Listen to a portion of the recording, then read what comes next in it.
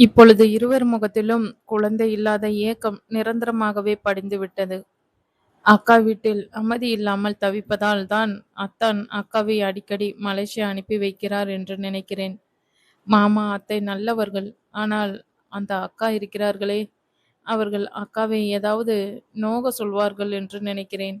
இப்பொழுதுதான் வாடகை தாய் மூலம் குழந்தை பெற்றுக்கொள்கிறார்களே, அக்காவுக்கு அது எதிலும் பிடித்தமில்லை.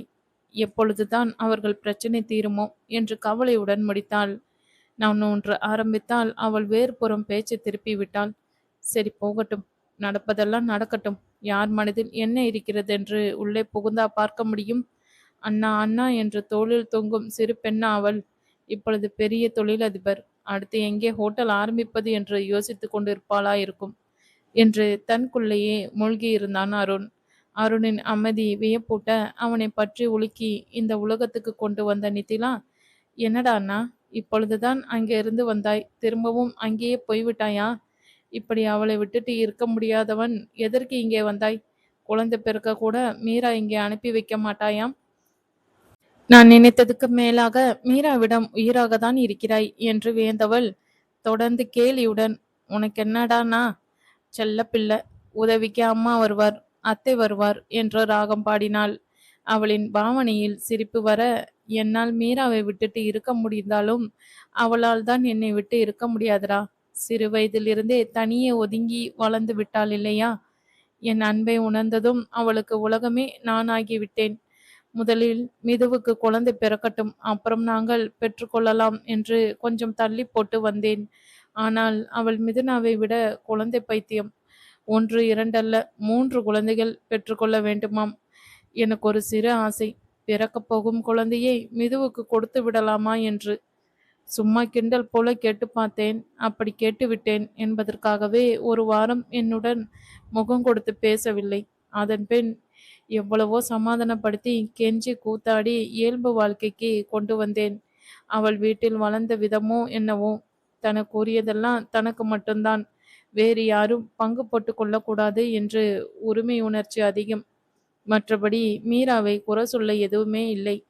என் மனதை புரிந்து கொண்டு குழந்தையை மெதுவுக்கு கொடுக்க சம்மதித்திருந்தால் எனக்கு எவ்வளவு மகிழ்ச்சியாக இருந்திருக்கும் என்று தன் பாட்டில் சொல்லிக் கொண்டிருந்த அருண், தங்கையின் கண்களில் ஒளியும் அவள் முகத்தில் தோன்றிய ஒரு பரவச உணர்ச்சியையும் பார்த்து திகைத்து விழித்தான். என்னடா அண்ணா அப்படி பார்க்கிறாய்? உனக்கு எவ்வளவு நல்ல மனம் என்று எண்ணினேன்டா. வேறு எதுவும் இல்லை என்று தன் மனதில் தோன்றிய எண்ணத்தை, அதனால் ஏற்பட போகும் சந்தோஷத்தையும் அண்ணனுக்கு காட்டிக்கொள்ளாமல் உள்ளே புதைத்த நித்திலா துள்ளி எழுந்து அருணின் கைகளை பற்றி இழுத்து, வாடானா வெளியே போய் ஐஸ்கிரீம் சாப்பிட்டுட்டு வருவோம் என்றவளுடன் எதுவும் புரியாமல் கூட நடந்தான் அருண். இன்னும் எத்தனை நாட்கள் அண்ணா இருப்பாய்? மீராவுக்கு எப்பொழுது குழந்தை பிறக்கும்? போகும்போது அத்தையையும் அழைத்து போய் விடுவாயா? இன்னும் ஒரே வருஷம் எல்லோரும் ஒன்றாக சேர்ந்து விடுவோம் என்று பழைய நெத்தியாக வளவளத்தவள். நிரு என்று ஒரு கணம் அவன் நினைவில் முகம் இருண்டவள்.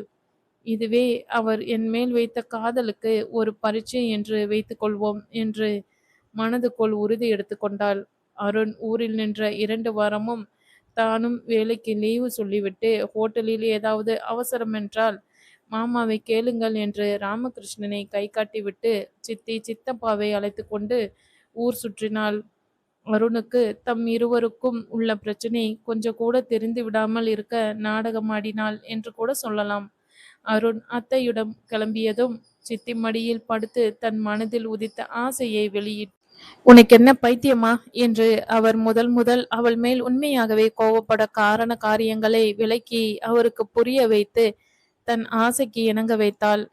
அடுத்து மாமா அப்பா அத்தான் எல்லோரிடமும் உரிய விதத்தில் பேசி சம்மதிக்க வைத்ததுடன் இல்லாது மிதுனாவை மலேசியாவிலிருந்து வரவழைத்து தன் பள்ளி தோழியின் உதவியுடன் தன் ஆசைக்கு மட்டுமல்லாது எதிர்கால குடும்ப மகிழ்ச்சிக்கு அஸ்திவாரம் இட்டதுடன் எல்லாம் நல்லபடியாக முடிந்த 4ஆம் மாதம் சித்தி பள்ளி தோழி கவிதாவுடன் நுவரெலியாவுக்கு அஞ்சாதவசம் சென்றாள். நித்திலா எவனுக்கும் பரீட்சை வைத்தாலோ, அவன் திரும்பி வந்தால் அவளை பார்த்து 2ஆம் முறையும் சீ என்று சொன்னால் முதல் தடவை வெறுப்புடன், இம்முறை அருவருப்புடனும் அன்று வகுப்பு முடித்து வெளியே வரும்போது சாரா தன்னை நோக்கி வருவதை உணர்ந்து உணராத பாவனையில் விரைந்து கார் பார்க்கிங்கை நோக்கி நடந்தான் சுரேன்.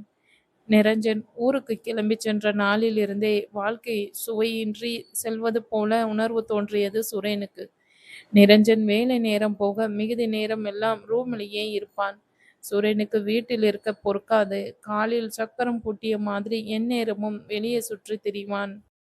கடந்த 3 வருடங்களாக அண்ணன் தம்பி மாதிரி இல்லை. அதற்கு மேலாக அவனை கண்டித்து திருத்த முனையும் ஒரு தந்தை மாதிரி நடந்து கொள்வான் நிரஞ்சன்.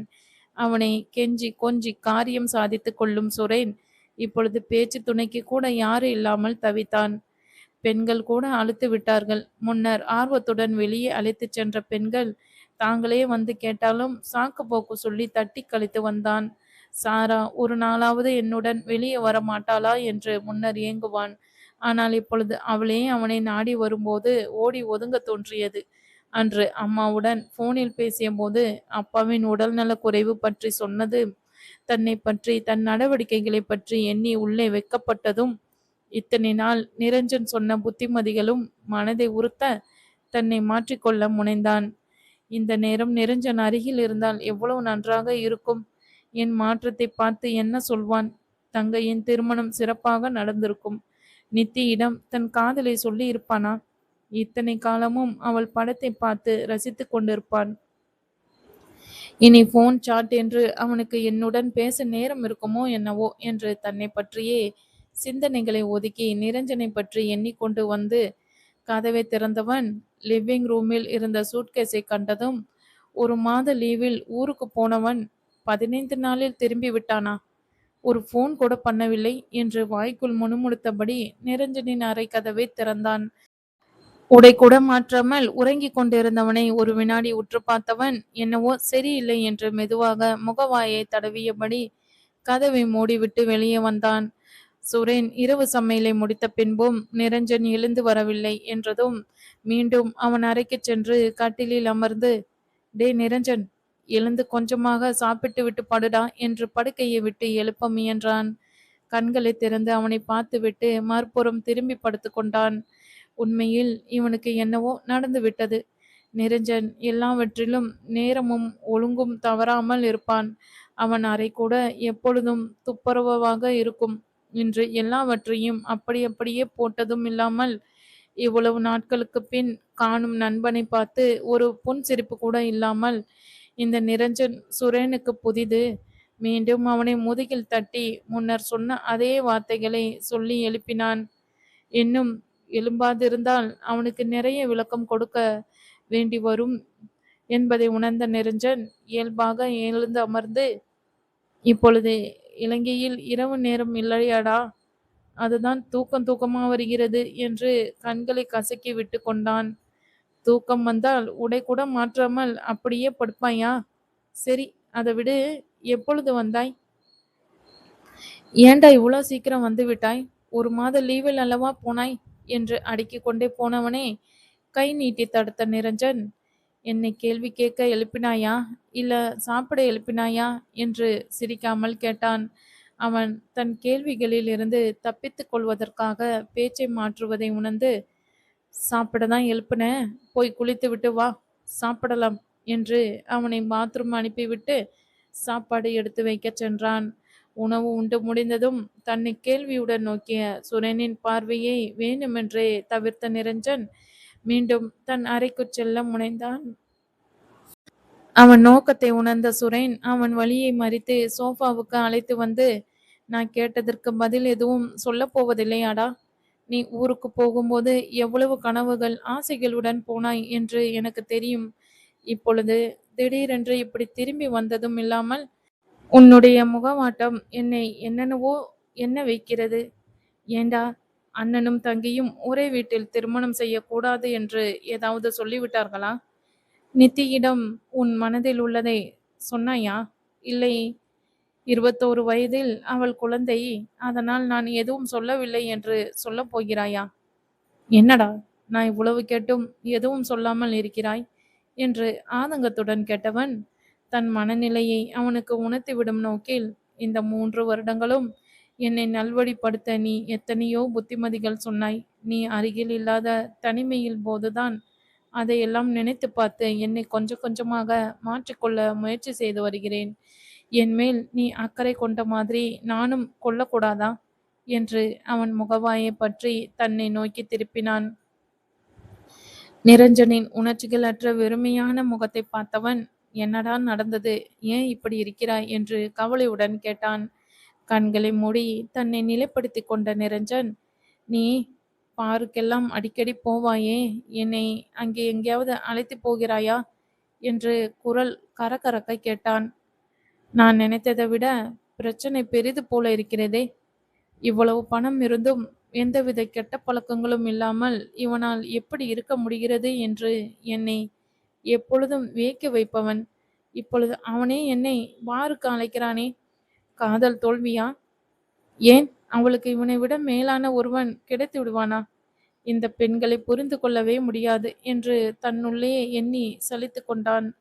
கீழே பார்த்து யோசித்து கொண்டிருந்த நிரஞ்சனின் கையை பற்றி அழுத்தி, எதுவானாலும் நாளை பேசிக்கொள்ளலாம், இப்பொழுது வா படுக்கலாம்.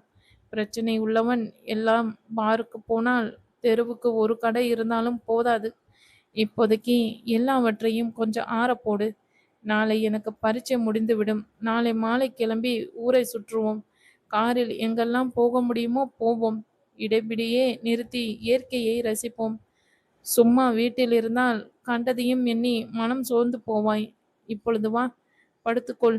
நானும் இன்று இங்கேயே படுத்துக்கொள்கிறேன் என்று அவனை ஒரு குழந்தை போல கைப்பிடித்து அழைத்துச் சென்று படுக்கையில் விட்டு தானும் மறுபுறம் வந்து அருகில் படுத்த சுரேன் அவன் தூங்கிக் கொண்டிருந்தான். அடுத்த நாள் மாலை சுரேன் வீட்டுக்கு வந்ததும் நேற்று இருந்த மாதிரியே நண்பன் இருப்பதை உணர்ந்து அதை புரிந்து கொள்ளாதவன் போல வேண்டிய பொருட்கள் உடைகளை பெட்டியில் போட்டு மூடி அவனையும் கையில் பிடித்து இழுத்து கொண்டு வெளியே வந்தான்.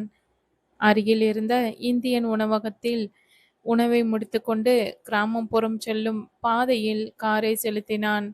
இனிமையான இசை காதை நிறைக்க, தூய்மையான காற்று உடலை வருட, பசுமையான கோதுமை வயல்களும் ஆங்கெங்கே நின்ற மாடுகளும் குதிரைகள் மனதை கொஞ்சம் இதமாக்க நிரஞ்சனும் வாயை திறந்து அவ்வப்போது சில முத்துக்கள் உதிர்த்தான். 3 மணி நேரம் ஓடிய பின் ஒரு சிறு நகரம் தென்பட்டது. அங்கே இரவு தங்கிவிட்டு காலையில் மீண்டும் தம் பயணத்தை தொடர்ந்தனர். 2-3 நாட்கள் இப்படியே காரில் செல்வது, அங்கெங்கே தனித்து நின்று இயற்கையை ரசிப்பது என்று நிரஞ்சனை ஓரளவுக்கு இயல்புக்கு கொண்டு வந்த சுரேன் அன்று காலை எழும்போதே நிரஞ்சன் கொஞ்சம் பழைய நிலைக்கு திரும்பி இருப்பதை உணர்ந்து மகிழ்ச்சியுடன் வெளியே அழைத்துச் சென்றான். அருகில் இருந்த பார்க்கில் காரை நிறுத்திய சுரேன் உள்ளே செல்லாமல் நண்பனை நோக்கி திரும்பி அழைத்தான். ஏண்டா காரை நிறுத்திவிட்டாய்? சுற்றும் முற்றும் பார்த்து கொண்டே கேட்டான் நிரஞ்சன். நான் வீட்டில் கேட்ட கேள்விக்கெல்லாம் பதில் சொல், அதன் பின் தான் காரை எடுப்பேன் என்று பேரம் பேசினான். தலையை குனிந்து கொண்டு எதுவும் பேசாமல் சிறிது நேரம் அமர்ந்திருந்த நிரஞ்சன், இப்போதைய நிலையில் உன்னை விட்டால் எனக்கு உலகத்தில் யாருமே இல்லையடா சுரேன் என்று ஆரம்பித்தவன், நான் இங்கே வருவதற்கு முன் நடந்ததிலிருந்து நாட்டை விட்டு கிளம்பும் வரை நடந்தவை எல்லாவற்றையும் ஒன்று விடாமல் சொல்லி முடித்தான். அவன் சொல்வதை உற்று கவனித்து கொண்டிருந்த சுரேனுக்கு ஏனோ நித்திலாவை தப்பாக நினைக்கவே முடியவில்லை. அவளின் இயல்பே தானும் சந்தோஷமாக இருந்து சுற்றி இருப்பவர்களையும் மகிழ்ச்சியுடன் வைத்திருக்க விளைவதுமே என்றுதான் எண்ணம் தோன்றியது. அப்படிப்பட்டவளிடம் பணத்தாசை எங்கே வந்தது? கிண்டலும் குறும்பும் பேச்சுமாக இருக்கும் நித்தி அவள் அக்காவிடம் தன் ஆசைகள் என்று சொன்னது விளையாட்டுக்கு சொன்னதாகவே இருந்திருக்க வேண்டும். அவள் குடும்பத்தினரிடம் இல்லாத பணமா? இல்லை, நிரஞ்சனின் அப்பாவிடம் இல்லாத பணமா? அவள் பணக்காரனை தேடி பிடிப்பேன் என்று சொன்னதுதான் அவளை சந்தேகமாக பார்க்க காரணமாகிவிட்டது. இல்லாவிட்டால் சங்கரை பற்றி விசாரிக்க வேண்டிய அவசியம் என்ன? அதனால தான் நித்தி சங்கர் பற்றி சொன்ன எதையும் நம்பாமல் அவளை எடுத்தெறிந்து பேசியிருக்கிறான். இவ்வளவு சந்தேகம், வெறுப்பு எல்லாவற்றையும் வைத்துக்கொண்டு அவளை மனம் புரிய கேட்டால் அவள் எப்படி சம்மதிப்பாள் என்று கூட புரிந்து கொள்ள முடியாமல் சிறுபிள்ளைத்தனமாக நடந்ததுமில்லாமல் அவளை இவ்வளவு வேதனைப்படுத்தி விட்டானே. அப்படிப்பட்டவளாக இருந்தால் இந்த 3 வருடங்களும் ஏன் சும்மா இருந்தாளாம் என்று கூட யோசிக்க மாட்டானா? அவளுடன் நெருங்கி பழகிய போது அவள் நடந்து கொண்டதை வைத்தே அவள் தன் மேல் வைத்த காதலை புரிந்து கொள்ள முடியாதவன் அதையே எவ்வளவு கேவலமாக குத்தி காட்டியிருக்கிறான். இவன் எல்லாவற்றையும் புரிந்து கொண்டு திரும்பி போனால் நித்திலா இவனை ஏற்றுக்கொள்வாளா? நேரத்துக்கு நேரம் நிறம் மாறும் பச்சோந்தி மாதிரி இருக்கும் உன்னை எப்படி நம்புவது என்று முகத்துக்கு கேரே கேட்க மாட்டாள் என்று என்ன நிச்சயம்? நிரஞ்சன் இப்போது இருக்கும் மனநிலையில் எதை சொன்னாலும் புரிந்து கொள்ள மாட்டான். எனக்கு இன்னும் 6 மாதம் படிப்பு இருக்கு. அதுவரை என் நித்திலா பற்றி கணிப்புகளை அவ்வப்போது சொல்லி பார்க்கலாம். இல்லை, நான் புறப்படும்போது மொத்தமாக என் எண்ணங்களை சொல்லி இந்த கோணத்திலிருந்து சிந்தித்து பார் என்று அறிவுறுத்தலாம். இருவரும் ஒருவரை ஒருவர் உயிர்க்குயிராக நேசித்து கொண்டு சந்தேக விளிம்பு என்று வாழ்க்கை வீணாக வேதனைப்படுத்திக் கொள்கிறார்களே. ஊருக்கு போனதும் முடிந்தால் நித்திலாவை நேரில் சந்தித்து பேச வேண்டும் என்று தன்னுள் திட்டவட்டமாக முடிவெடுத்தவன் தலை நிமிர்ந்து நிரஞ்சனை பார்த்தான். தலையை 2 கைகளாலும் பிடித்தபடி அமர்ந்திருந்த நண்பனின் முதுகை வருடிய சுரேன், இப்பொழுது வீணாக மனதை போட்டு குழப்பிக் கொள்ளாதே. நித்தி படிப்பை முடிக்கும் வரை பொறுமையாக இரு. உனக்கு அவள் மேல் தான் கோபமே தவிர உன் அப்பா அம்மா என்ன பாவம் செய்தார்கள்? அவர்களிடமும் வெறுப்புடன் பேசிவிட்டு வந்துவிட்டாய். சரி, போனது போகட்டும். இனி என்ன செய்ய போகிறாய்? இன்னும் 6 மாதம் இந்த வேலையில் இருக்க வேண்டும். என்னவோ யோசித்து செய். என்னுடைய அப்பாவுக்கு உடம்பு சரியில்லையாம்டா. அவரால் தொழிலை இனிமேல் தனியா பார்க்க முடியாது. நான் என் விளையாட்டுத்தனங்களை எல்லாம் விட்டுவிட்டு படிப்பை நல்லபடியாக முடித்துக்கொண்டு ஊர் திரும்ப வேண்டும்.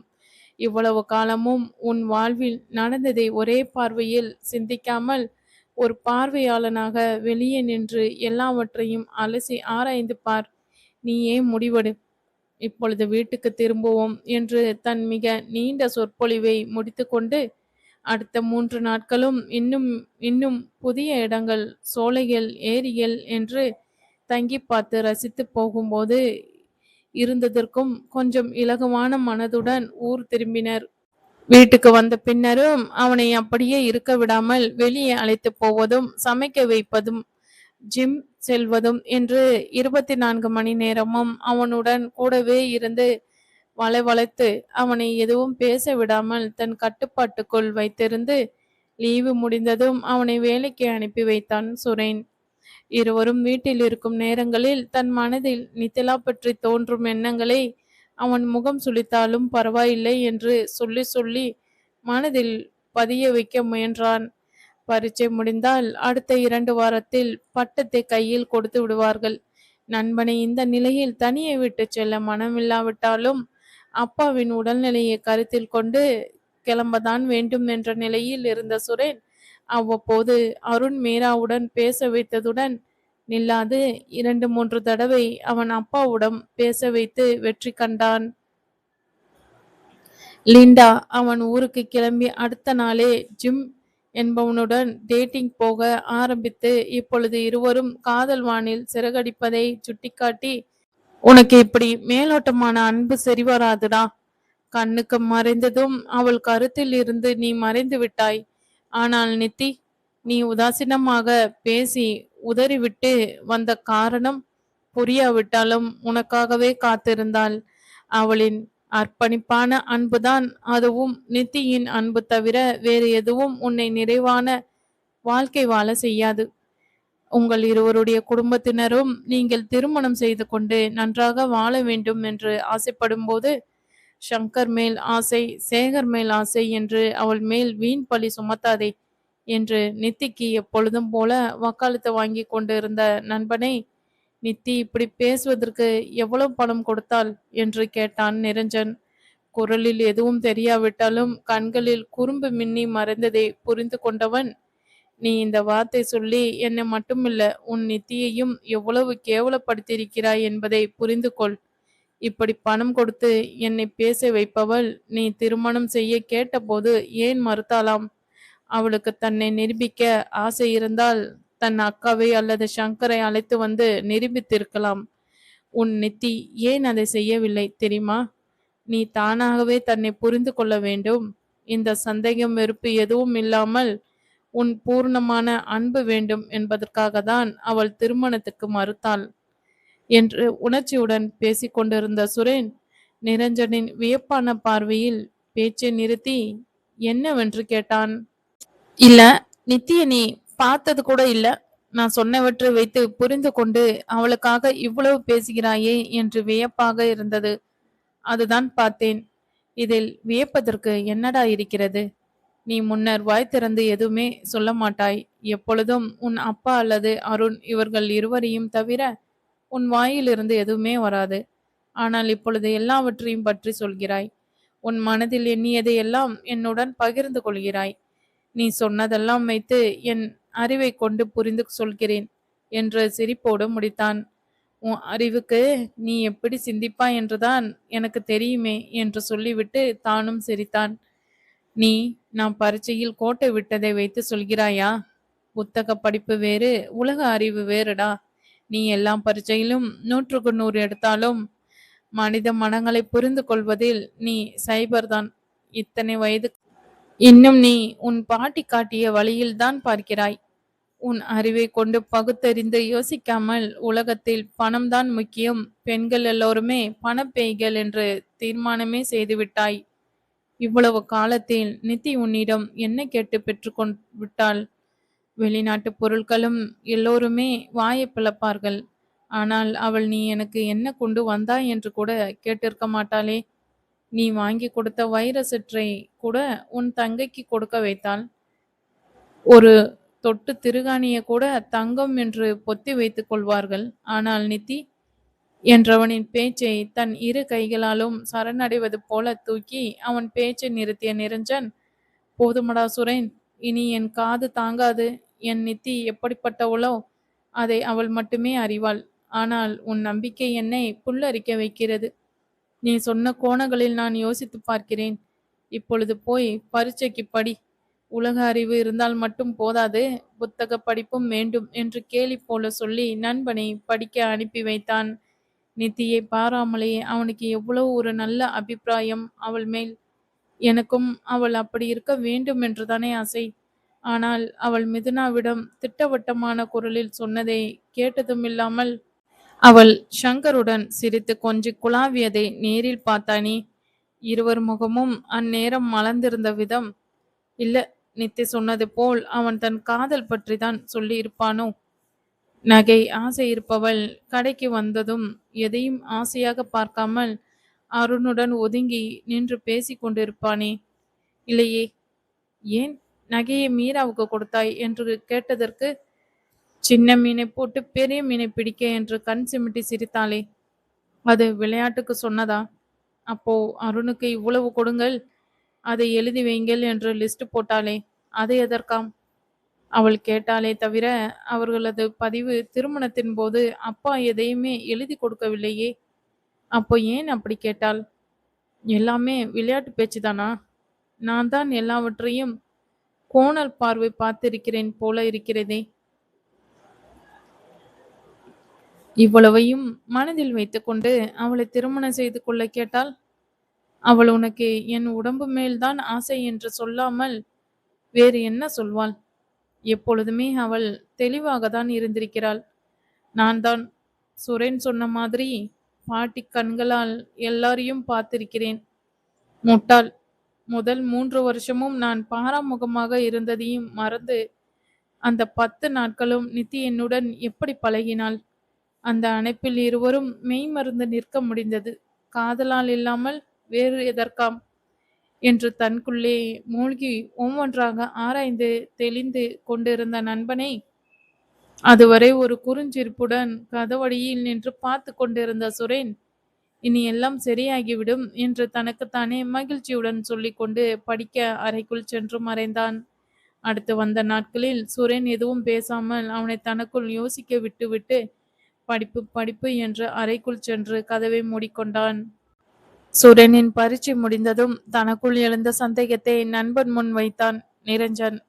ஓய்வாக சோஃபாவில் அமர்ந்து ஒவ்வொரு சேனலாக மாற்றி கொண்டிருந்தவனின் ரிமோட்டை வாங்கி தொலைக்காட்சியை நிறுத்திவிட்டு, உன் நித்தி ஆசைகள் அற்றவள் என்று அடிக்கடி வற்புறுத்துவாயே.